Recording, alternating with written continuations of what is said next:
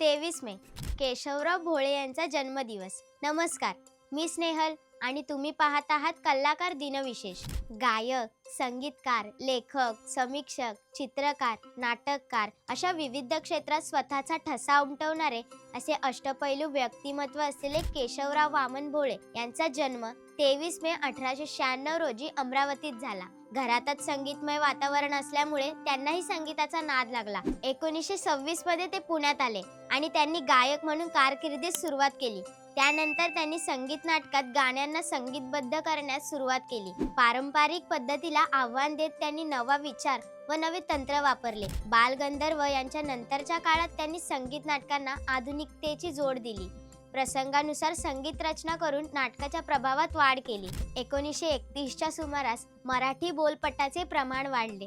त्यांनी कृष्णावतार चित्रपटात पार्श्वगायनाचा पहिला प्रयोग केला, जो मराठी चित्रपट सृष्टीसाठी एक महत्त्वाचा टप्पा ठरला. प्रभात फिल्म कंपनीमध्ये संगीत दिग्दर्शक म्हणून काम केले.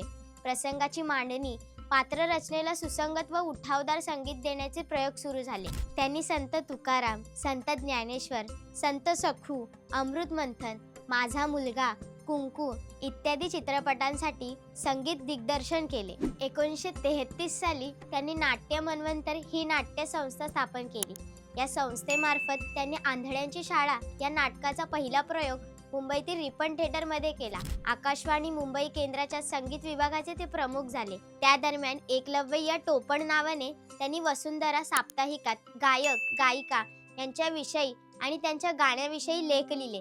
तसेच शुद्ध सारंग या टोपण नावानेही त्यांनी लेख लिहिले. आवाजाची दुनिया, अस्थाई, वसंत काकांची पत्रे, माझे संगीत इत्यादी त्यांची ग्रंथसंपदाही आहे. ते चित्रकारही होते. त्यांनी जे स्कूल ऑफ आर्ट्स मधून शिक्षण घेतले होते.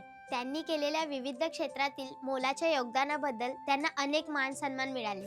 संगीत नाटक अकादमी पुरस्कार तसेच त्यांच्या नावाने महाराष्ट्र शासन व विविध सांस्कृतिक संस्था हर हुन्नरी कलाकारांना पुरस्कार देतात.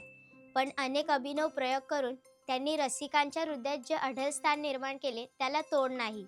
केशवराव भोळे हे त्यांच्या काळातील सर्वात प्रगत विचारसरणींचे संगीतकार मानले जातात. त्यांनी दिलेले संगीत आणि विचार आजही नव्या पिढीला प्रेरणा देणारे आहेत.